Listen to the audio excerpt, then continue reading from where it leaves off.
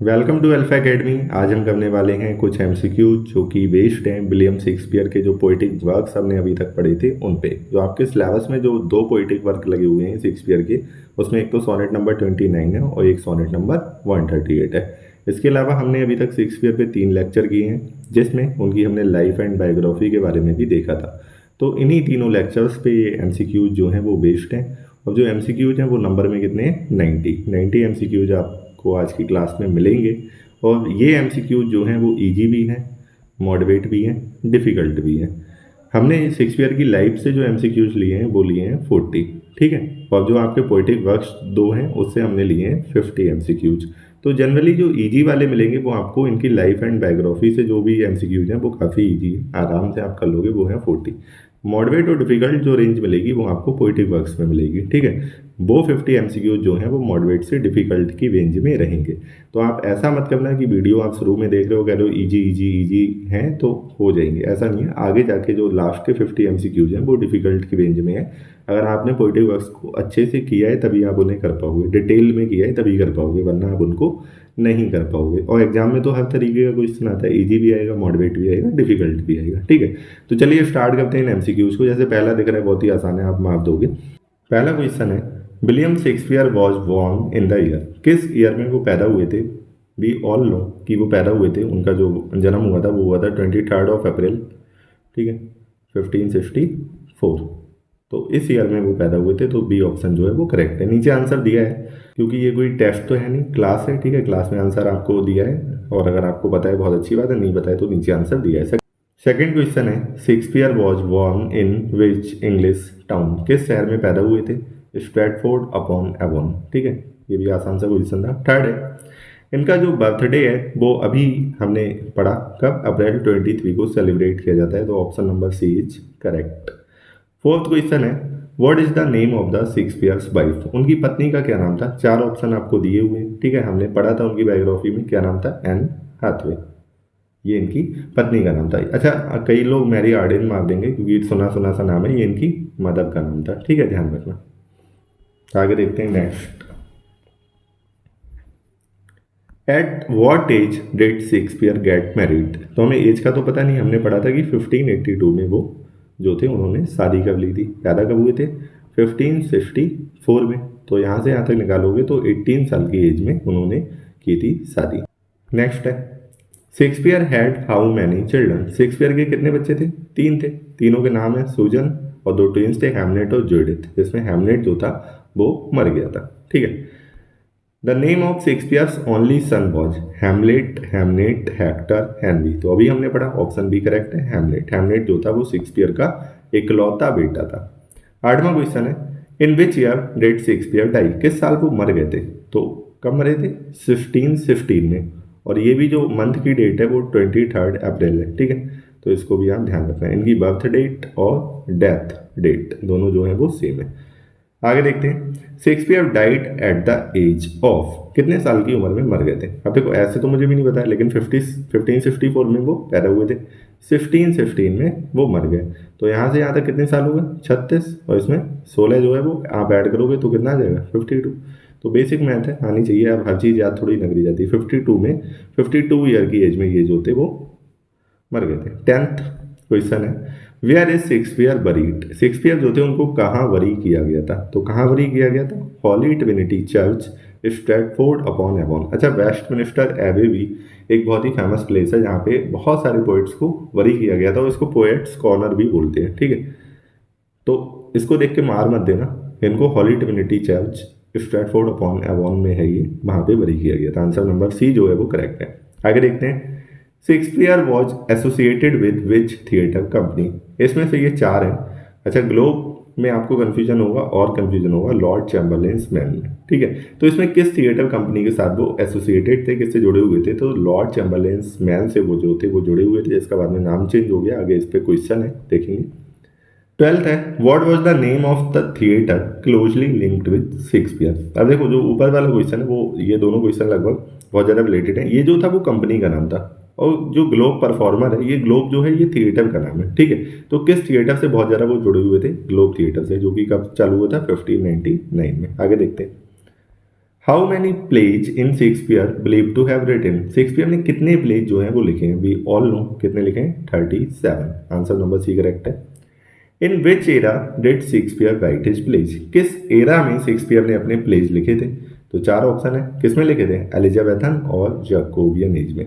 देखो Elizabethan age जो है वो मानी जाती है 1558 से लेकर 1603 तक, और 1603 से लेके 1625 तक जो एज मानी जाती है जैकोबियन एज मानी जाती है। इस ईयर में क्या हुआ था, एलिजाबेथ जो थी वो उनकी डेथ हो गई थी। उसके बाद जो नया जो रूलर आया इंग्लैंड में उसका नाम था जेम्स फर्स्ट, ठीक है, उसने 03 से लेके 25 तक जो था रूल किया था, और इस एरा को बोलते हैं जैकोबियन एज। तो शेक्सपियर तो इसमें भी रहे थे, इसमें भी बहुत सारे प्लेज लिखे थे, तो इन दोनों एजेज में जो थी उन्होंने अपने प्लेज जो थे लिखे थे। ध्यान रहेगा, आई होप इतना क्लियर है। आगे देखते हैं 15th क्वेश्चन है, which of the following is considered Shakespeare's last play, इसमें से शेक्सपियर का सबसे आखिरी प्ले कौन सा है, तो द टेम्पेस्ट। आगे ध्यान रखना।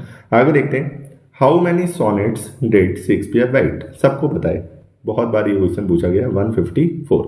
आगे, Shakespeare's plays are generally classified into how many categories, चार ऑप्शन आपके पास दिए हैं, ठीक है, 2, 3, 4, 5। तो जनरली कितनी कैटेगरीज में बांटा जाता है, तीन कैटेगरीज कौन सी है, ट्रेजेडीज, कॉमेडीज और हिस्ट्रीज। हिस्ट्री प्ले नंबर में कितने हैं 10, कितने साल की हिस्ट्री कवर करते हैं 350 ईयर्स की। नेक्स्ट क्वेश्चन है, Shakespeare is often referred to as, Shakespeare को रेफर किया जाता है एज क्या, वार्ड, उन्हें वार्ड बोला जाता है, ठीक है, द इमॉर्टल वार्ड। तो बी ऑप्शन जो है वो करेक्ट है। 19th है, who compiled Shakespeare's plays into the first folio, Shakespeare के प्लेज को पहले फोलियो में किसने, फोलियो क्या होता है, वो बुक का साइज होता है, क्वार्टो फोलियो, ठीक है। तो जो एक किताब है, एक बुक में किसने कंपाइल किया था, कौन थे वो दो लोग, तो सी ऑप्शन है John Heminges and Henry Condell, ठीक है। ये दो एक्टर थे, एक्चुअली ये भी एक्टर थे जो परफॉर्म करते थे ड्रामा प्लेज में।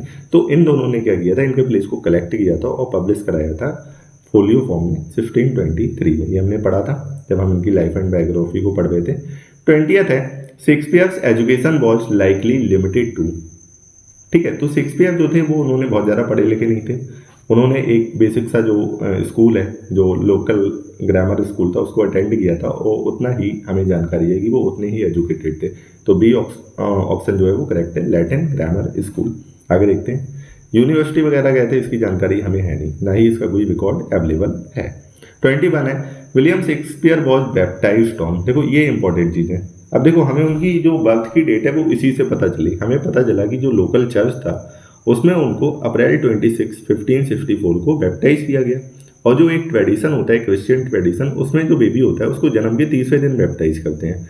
इसका मतलब ये है उनका जो जन्म हुआ होगा वो 23 अप्रैल को हुआ होगा। तो हमें जो इनकी बैप्टाइजेशन की डेट थी वो हमें पता थी, उसी से हमें इनकी बर्थ डेट पता चली। तो इनको अप्रैल 26 को बैप्टाइज किया गया। नेक्स्ट क्वेश्चन है, इनकी बर्थ प्लेस क्या है, बर्थ प्लेस क्या थी, स्ट्रैटफोर्ड अपॉन एवोन। आगे देखते हैं, नेक्स्ट है, Shakespeare's father John Shakespeare was a, कौन थे उनके फादर जॉन शेक्सपियर कौन थे, एक ग्लव मेकर अल्डरमैन, ठीक है। अब सो ये मत सोच लेना ये मैंने स्पेलिंग गलत लिख दी, यहाँ पे अल्डर होगा, अल्डरमैन एक पोजीशन थी, पॉलिटिकल पोजीशन थी उस समय पे। मैंने आपको बताया था इनकी लाइफ एंड बायोग्राफी में कि शेक्सपियर के जो फादर थे वो छोटे मोटे पॉलिटिशियन थे, पॉलिटिक्स से बहुत ज़्यादा जुड़े हुए थे, तो वो एक ग्लव मेकर थे और अल्डरमैन थे। ओके, आगे देखते हैं, Shakespeare's wife name was, Shakespeare की वाइफ का क्या नाम था, क्या ये अभी हमने पढ़ा था ऊपर, एन हार्पे, ठीक है। आगे देखते हैं, रिपीट हो गया ये क्वेश्चन, ये भी रिपीट हो गया, शेक्सपियर ने किस एज में शादी की थी, 18, ठीक है। आगे देखते हैं, ये भी रिपीट है। 27 है, द पीरियड बिटवीन 1585 से 1592, शेक्सपियर की लाइफ में इस पीरियड को किस नाम से जाना जाता है, mystery years, bonding years, lost year. तो जनरली हम इसको बोलते हैं लॉस्ट ईयर्स।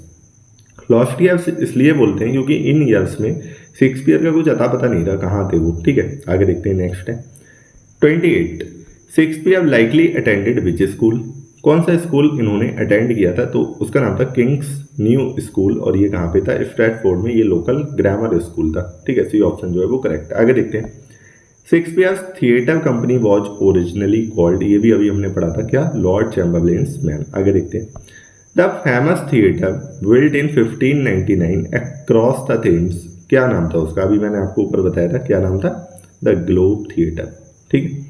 नेक्स्ट है, Shakespeare wrote approximately how many plays, कितने प्लेज लिखे थे हमें पता है 37। 37 जो है वो किसके बीच में आ रहा है 36 से 38 के बीच में, ये ऑप्शन जो है वो करेक्ट है।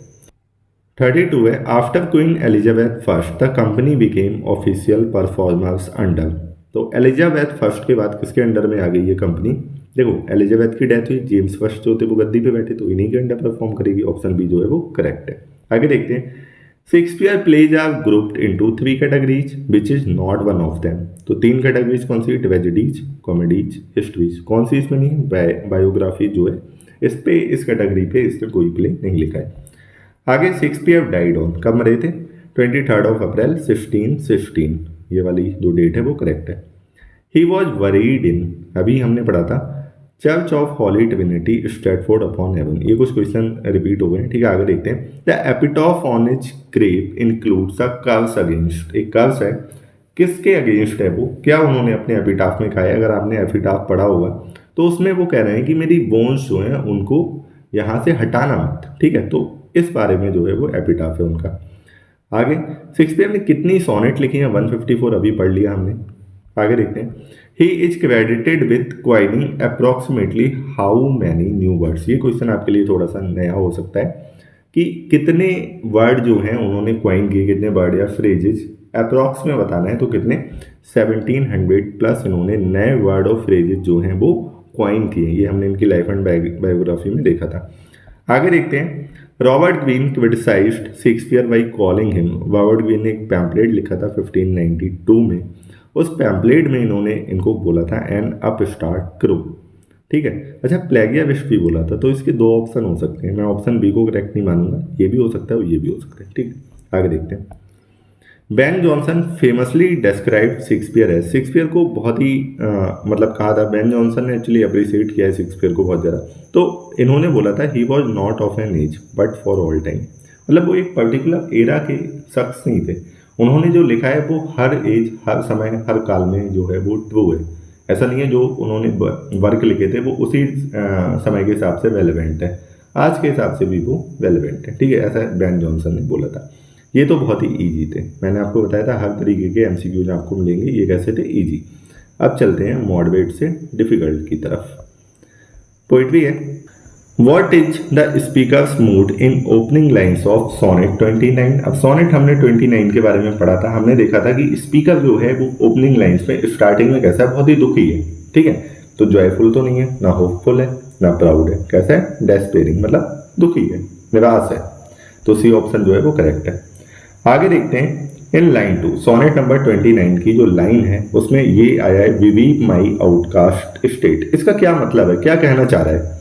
तो स्पीकर जो है वो कह रहा है कि वो बहुत ज़्यादा अनलकी है और वो रो रहा है अपनी आउटकास्ट स्टेट पे, मतलब अपनी जो रिजेक्टेड स्टेट है, संसार के द्वारा उसे नकार दिया गया, उस पर वो रो रहा है। तो बी ऑप्शन जो है इसका करेक्ट है। आगे देखते हैं 43 में एक फ्रेज और आया है, 43 क्वेश्चन है इसमें, सोनेट नंबर 29 में एक फ्रेज और आया है बूटलेस क्राइज। इसका क्या मतलब है? तो हमने, अगर आपने सोनेट नंबर 29 वाला लेक्चर देखा हो तो उसमें हमने पढ़ा था इस वाली लाइन में क्या हुआ था। तो स्पीकर है वो क्या कर रहा है? वो प्रार्थनाएं कर रहा है उस डेफ हेवन से। डेफ हेवन भी यहीं पे आया है, देखो अगला क्वेश्चन उसी के बारे में, ठीक है। डेफ हेवन मतलब ऊपर वाला सुन नहीं रहा है, बहरा है, ठीक है। और उसकी प्रार्थनाएं कैसी हो जा रही हैं? फिर जितनी भी वो प्रार्थनाएं कर रहा है वो बूटलेस मतलब यूजलेस हो जा रही है, उनका कोई मतलब नहीं है, वो सुन ही नहीं रहा है, वो बस बोले ही जा रहा है एक तरफ से, तो वो यूजलेस है। तो क्या है? Useless prayers. सी ऑप्शन जो है वो करेक्ट है। आगे देखते हैं deaf heaven is an example of. अब इसमें हमसे पूछिए, ये 4 ऑप्शन लिए, कौन सी फिगर ऑफ स्पीच होगी? ये आपने अगर लेक्चर देखा होगा, मैंने आपको क्लियरली बहुत अच्छे से एक्सप्लेन किया था। डेफ हेवन में जो फिगर ऑफ स्पीच होगी वो कौन सी होगी? पर्सोनिफिकेशन। क्यों होगी? क्योंकि इसमें ये क्या है? एक नॉन लिविंग थिंग है। हेवन क्या है? नॉन लिविंग थिंग है, या एब्स्ट्रैक्ट भी कह सकते हो इसे, किसी ने देखा तो है नहीं, ठीक है। तो इसको हमने पर्सोनिफाई कर दिया। पर्सोनिफाई मतलब इसको हमने एज ए लिविंग थिंग की तरह जो है वो ट्रीट किया है। इसको हमने कहा ये डेफ, बहरा। बहरा कौन होता है? जो इंसान जिंदा होगा, सजीव होगा, सजीव निर्जीव पढ़ा है ना बचपन में, ठीक है। तो इसके हमने एक तरह से मान लिया कि इसके काम है वो सुन नहीं रहे, ठीक है। तो इसको हमने पर्सोनिफाई कर दिया, इसलिए इसमें कौन सी फिगर ऑफ स्पीच है? पर्सोनिफिकेशन। आगे देखते हैं what does the speaker NY in others. अब देखो इसमें जो सोनेट नंबर 29 है उसमें स्पीकर जो है वो दूसरों से जेलस है। किस बात पे जेलस है? बहुत सारी चीज़ों पे, हमने सारी चीज़ें पढ़ी थी, उनके लुक्स पे, टैलेंट पे, और जो उन्हें अवसर मिल रहे हैं, अपॉर्चुनिटीज मिल रही हैं, उससे वो क्या है? जेलस है। ठीक है, तो option number C is correct. अब देखो 46 है, इसमें एक लाइन आई थी सोनेट नंबर 29 में, with what I most enjoy contented least. इस लाइन का क्या मतलब है? इस लाइन का मतलब है, बताया था मैंने आपको, क्या है कि जिन चीजों को वो बहुत ज्यादा एंजॉय किया करता था, अब उसे उतनी संतुष्टि नहीं मिलती है उनसे। ठीक है, तो he least happy with things he once enjoyed.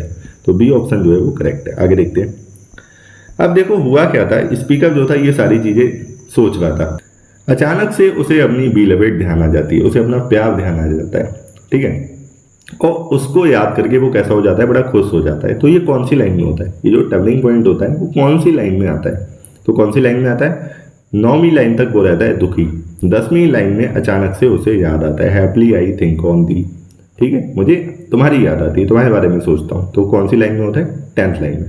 तो इस 10th लाइन में क्या होता है? अचानक से जो स्पीकर सैड था वो कैसा हो जाता है? बड़ा खुश, और बहुत ही उसकी जिंदगी में खुशी आ जाती है, हैप्पीनेस आ जाती है। ठीक है, तो ये जो होता है ये 10th लाइन में होता है टर्निंग पॉइंट।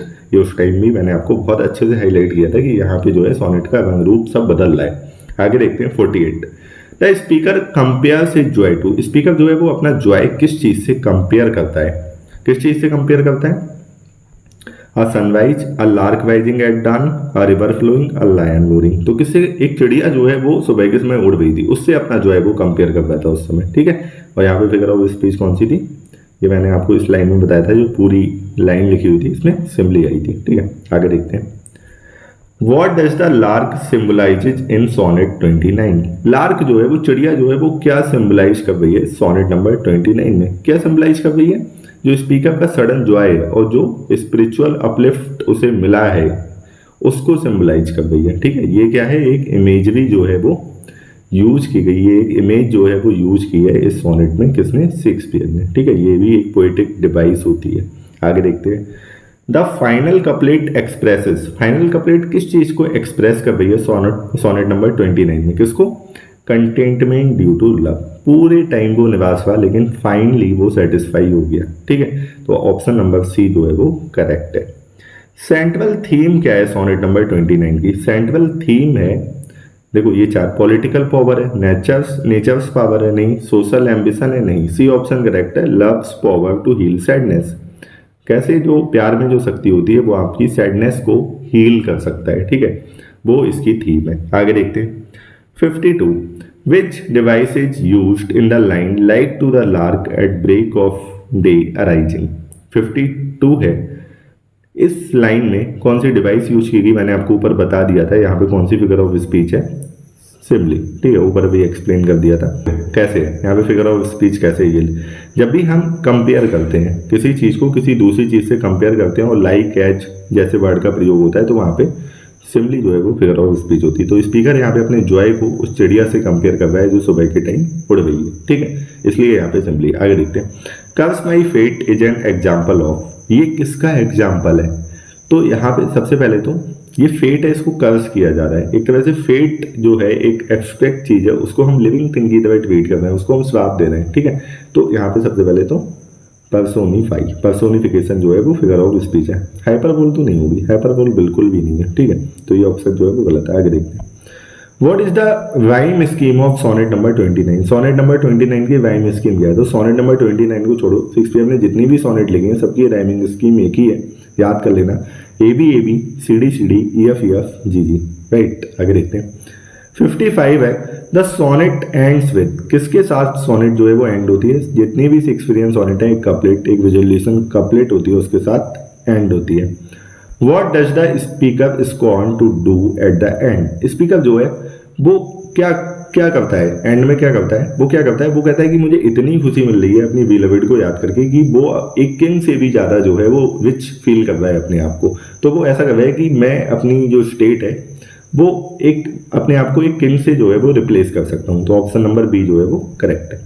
57 है, sonnet number 29 belongs to which sequence of Shakespeare sonnet? तो किस देखो मैंने आपको बताया था 1 से लेकर 126 तक की जो सोनेट थी वो एक शेक्सपियर यूथ को डेडिकेटेड थी। तो बी ऑप्शन जो है वो आपका करेक्ट है। आगे देखते हैं 58 है, when was Shakespeare sonnet first published, Shakespeare की सोनेट जो है वो पहली बार कब पब्लिश हुई थी, कब हुई थी, 1609, वेरी इंपॉर्टेंट याद रखना, ठीक है। The speaker envies others for everything except, सारी चीजों से जेलस है जो स्पीकर सोनेट नंबर 29 में, सिवाय किस चीज की, देखो होप, फ्रेंड्स, वेल्थ, स्किल्स। देखो वो जिन चीजों से जेलस है वो है होप, फ्रेंड्स और स्किल, ठीक है। ये तीन चीजें उसके पास नहीं है, हो सकता है उसके पास वेल्थ हो, तो इससे वो जेलस नहीं है, ना ही इसका जिक्र किया गया है, तो आंसर नंबर सी जो है वो करेक्ट है। आगे देखते हैं, the tone shift in the poem happens in, कौन सी लाइन में होती है, अभी बताया था, लाइन नंबर 9 से 10 के बीच में, ठीक है। What is the main conflict in sonnet 138, अब आ जाते हैं सोनेट नंबर 138 पे, इसमें मेन कन्फ्लिक्ट क्या है, तो सोनेट नंबर 138 में कुछ भी कन्फ्लिक्ट नहीं है, इतना सा है, दोनों एक दूसरे से झूठ बोल रहे हैं, जो दो लवर हैं उसमें जो मेल है और जो फीमेल है दोनों ही एक दूसरे से झूठ बोल रहे हैं, और झूठ इसलिए बोल रहे हैं ताकि उनके बीच का जो रिश्ता है वो बना रहे, ठीक है, तो mutual line between lovers, okay. आगे देखते हैं, the word lie in the final couplet has what kind of meaning, final couplet में एक वर्ड आया है लाई, इसके दो मीनिंग हो सकते हैं, पहला तो लाई मीन्स होता है लेटना, और दूसरा क्या होता है, झूठ बोलना, तो यहाँ पे एक फिगर ऑफ स्पीच है पन, पन इसीलिए होती है, उसका क्या मतलब होता है, एक वर्ड के दो मीनिंग हो सकते हैं, ठीक है, ऑप्शन बी जो है वो करेक्ट है। दो आई नो सी लाइज, दो आई नो सी लाइज, इसका क्या मतलब है, इसका मतलब ये है स्पीकर को पता है और वो झूठ बोल रही है, ठीक है, वो क्या है, वो स्पीकर को धोखा दे रही है, वो कह रही है कि मैं तुम्हारे लिए फेथफुल हूँ, ऑनेस्ट हूँ, और जबकि स्पीकर को पता है नहीं है, ठीक है, लेकिन फिर भी वो एक्सेप्ट कर रहा है कि नहीं हाँ तुम हो, वो मान ले रहे हैं, वो उसके मुंह पे नहीं कह रहा है तुम झूठ बोल रही हो, तो वो जो है वो स्पीकर को धोखा दे रही है। आगे देखें, why does the speaker pretend to believe his lover, अब ये स्पीकर उस पर बिलीव क्यों कर रहा है, ठीक है, वो बिलीव नहीं कर रहा है, सॉरी प्रेटेंड कर रहा है, वो ऐसा मान रहा है, उसे बता नहीं रहा है, वो बस ऐसा दिखा रहा है कि हाँ मुझे तुम पे विश्वास है, क्यों, क्योंकि इसलिए क्योंकि वो भी झूठ बोल रहा है, ठीक है, वो क्या कह रहा है, he wants have to think he is young, वो ऐसा दिखा रहा है कि मैं यंग हूं, जबकि वो है नहीं, लेकिन जो उसकी बिलवेड है वो मान रही है, वो भी मान रही है कि हाँ तुम यंग हो, जबकि उसे पता ही नहीं हो, तो ये दोनों ऐसा इसलिए कर रहे हैं कि उनके बीच एक कॉम्प्रोमाइज जो है वो बना रहे और दोनों का जो रिश्ता है वो बना रहे, ठीक है, तो ऑप्शन नंबर बी जो है वो करेक्ट है। आगे देखते हैं, 55 है, what is being suppressed on both side, दोनों साइड पे क्या सप्रेस किया जा रहा है, क्या सप्रेस किया जा रहा है, एक सिंपल ट्रुथ, ना वो उसको सच बता रहा है ना ये इसको, ठीक है। Speaker's age is described as, speaker की जो एज है वो कैसे डिस्क्राइब की गई है, कौन से शब्द जो है वो यूज किए गए हैं सोनेट में, अगर आपने सोनेट पढ़ी होगी जो कि मैंने पढ़ाई है लाइन बाई लाइन, तो जो है वो पास्ट द बेस्ट, ये शब्द जो है वो यूज किए गए हैं, ऑप्शन नंबर सी।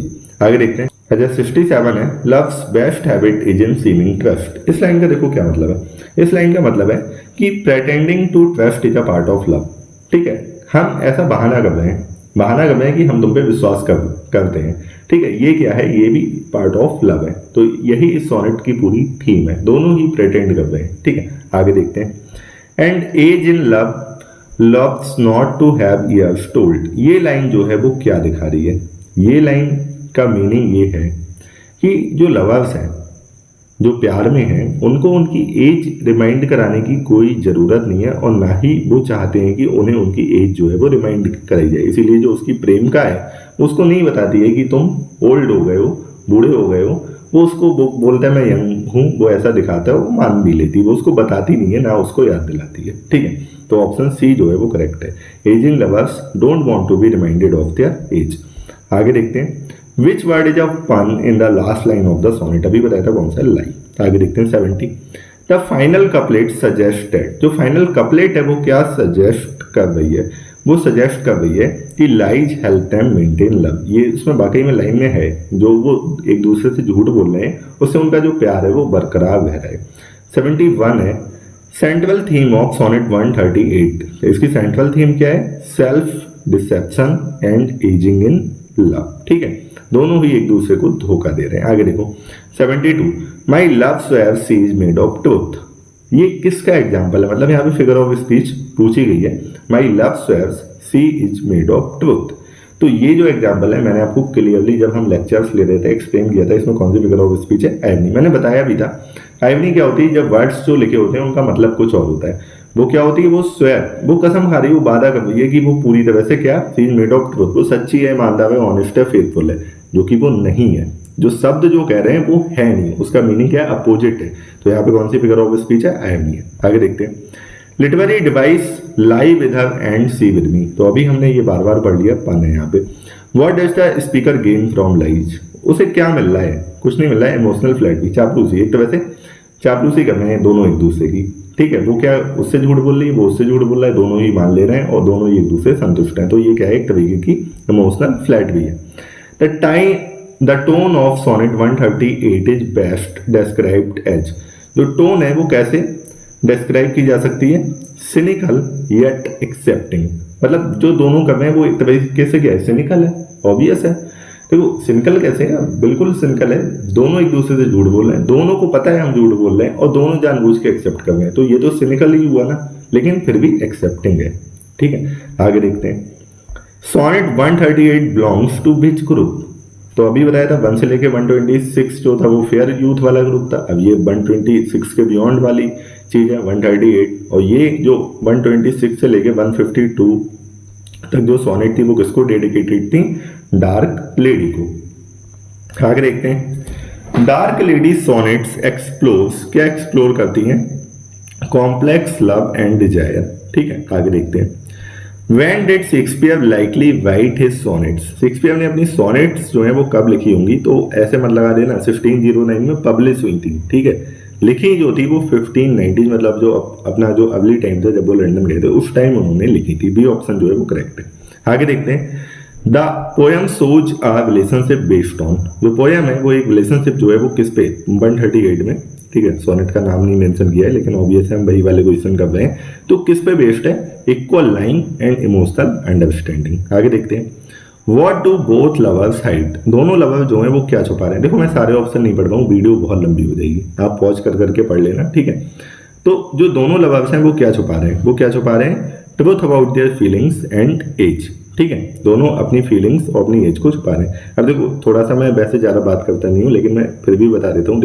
देखो ये जो सारी वीडियोज मैं आपको बता रहा हूँ और जिस हिसाब से मैंने कंटेंट तैयार किया है, ऐसा कंटेंट लोग पैसा देके बेच रहे हैं, ठीक है, और मैं आपको दे रहा हूँ फ्री में। जितना भी अगर आप मैंने पीछे के लेक्चर्स जाके देखोगे, एक एक चीज़ को इतना डिटेल में बताया है और बहुत कम टाइम में आपको 19 मिनट 20 मिनट ऐसे वीडियो दिख रही। वो वीडियो इतनी छोटी इसलिए क्योंकि मैं ज़्यादा अपनी वीडियोज़ में बात करता नहीं हूँ। बाकी के टीचर्स की वीडियो आपको मिलेगी 1 घंटे की, 50 मिनट की, क्योंकि वो बीच में बहुत सारी बातें करते हैं, जो कि मैं नहीं करता हूँ। मैं पॉइंट टू पॉइंट बात करता हूँ और जितना मैक्सिमम कंटेंट आपको प्रोवाइड करा सकता हूँ वो कराता हूँ, ठीक है। और ये सारी चीज़ें आपको मिल रही हैं फ्री ऑफ कॉस्ट। तो आप मेरे लिए बस बदले में इतना कीजिए, जिसको भी वीडियो अच्छी लग रही है उसको एक तो लाइक कर दीजिए, ठीक है। कुछ कमेंट कर सकते हैं तो कर दीजिए, नहीं कर रहे हैं तो मत करिए। वीडियो में एक हाइप वाला ऑप्शन आ रहा है, प्लीज़ उसको हाइप कर दीजिए, कुछ नहीं जाएगा आपका, 1-2 मिनट लगेंगे आपको, ठीक है। तो लाइक करिए और हाइप करिए, इससे क्या होगा, मेरी रीच बढ़ेगी, मुझे भी अच्छा लगेगा कि बहुत सारे व्यूअर्स आ रहे हैं और देख रहे हैं कंटेंट को। अगर सिर्फ 100-125 ऐसे लोग देखेंगे वीडियो को तो मैं डीमोटिवेट हूँगा, और अगर मैं डीमोटिवेट हो रहा हूँ तो होगा क्या, फ्रीक्वेंसी कम हो जाएगी। फ्रीक्वेंसी जो है, जैसे मैं जहाँ 2 दिन में एक वीडियो डालूंगा वहाँ 4 दिन में डालना शुरू कर दूंगा, इससे आपका भी नुकसान होगा। अब मेरी बात भी अपनी जगह सही है कि जब मुझे व्यूअर्स नहीं मिल रहे हैं, कोई देखने वाला ही नहीं मिल रहा है, तो फिर मैं वीडियो क्यों डालूंगा, है ना। तो आप मेरी रीच बढ़ाने में हेल्प करिए और मैं आपको ऐसी फ्री कंटेंट देता रहूँगा, कोई पैसा नहीं लूँगा इसका। लेकिन अगर मेरे पास रीच नहीं आएगी तो हो सकता है कि मुझे इसे हॉल्ट भी करना पड़े, ठीक है। तो प्लीज़ थोड़ा सा आप भी शेयर कीजिए, दोस्तों को बताइए इधर उधर, अगर मेरी रीच बढ़ेगी तो मैं आपकी इसी तरह से हेल्प करता रहूँगा। बस इतनी सी रिक्वेस्ट है और कुछ नहीं। चलो आगे पढ़ते हैं। 81 common poetic form in both sonnets, जो कॉमन पोएटिक फॉर्म है वो क्या है, दोनों ही शेक्सपियरियन सोनेट है, ठीक है। आगे देखते हैं, how many lines are in a Shakespearean sonnet, एक शेक्सपियरियन सोनेट में कितनी लाइन होती है, 14 होती है, ऑब्वियस है। राइम स्कीम अभी हमने पढ़ ली, आगे वाले क्वेश्चन पे मूव करते हैं। बोथ सोनेट्स डील विद, दोनों सोनेट जो है वो किससे डील करती हैं, emotional transformation and self awareness से। अच्छा, एक पोएटिक डिवाइस होती है इंजैममेंट, इसका क्या मतलब होता है, इसका मतलब होता है एक लाइन जो है वो कंटिन्यू रहती है बिना फ्रेज के, बहुत ही इंपॉर्टेंट है याद रखना, ठीक है। लाइन कंटिन्यू रहती है बिना पॉज के। आगे देखते हैं, नेक्स्ट जो है, With sonnet shows envy and despair turned into joy, तो अभी हमने पढ़ा कि स्पीकर जो है शुरू में जेलस है, लोगों से दुखी है, अचानक से खुश हो जाता है, कौन सी, सोनेट नंबर 29 में। अच्छा, कौन सी सोनेट जो है वो डील कर रही है एजिंग और डिसेप्शन इन लव से? तो कौन सी? Sonnet number 138। आगे, Shakespeare sonnets were first published in, अभी पढ़ा था 1609। आगे देखते हैं, शेक्सपियर वोट है टोटल ऑफ कितनी, बहुत बार पढ़ लिया, 154, और 90 है जो वो है which best describes the speaker's in both sonnets. तो emotionally honest but realistic, option number C जो है वो करेक्ट है। तो ये तो थे आपके एमसीक्यूज। आगे हम क्या पढ़ेंगे आगे के चैप्टर्स में? शेक्सपियर के 2 ड्रामा लग रखे हैं, लेकिन मैं सोच रहा हूँ कि इसको बाद में करेंगे। जब हम पोइटिक वर्क्स कर रहे हैं तो सारे पोइटिक वर्क्स ही पहले कवर कर लेते हैं। तो नेक्स्ट टॉपिक जो है वो सिलेबस में लगा हुआ है जॉन मिल्टन, ठीक है। और मिल्टन के जो हैं वो आपके पास 2 पोइटिक वर्क लगे हुए हैं, एक तो एक सोनेट लगी हुई है ऑन हिज ब्लाइंडनेस, और दूसरा बुक फर्स्ट जो पैराडाइज लॉस्ट की उसकी कुछ लाइन्स है। तो दोनों को हम पहले कर लेंगे, ड्रामा बाद में कवर करेंगे जब सारे ड्रामाज एक साथ पढ़ेंगे, ठीक है। तो क्लियर है? और हाँ यार, चैनल को सब्सक्राइब जरूर कर देना जिसने नहीं किया है, ठीक है। चलिए मिलते हैं अगली वीडियो में।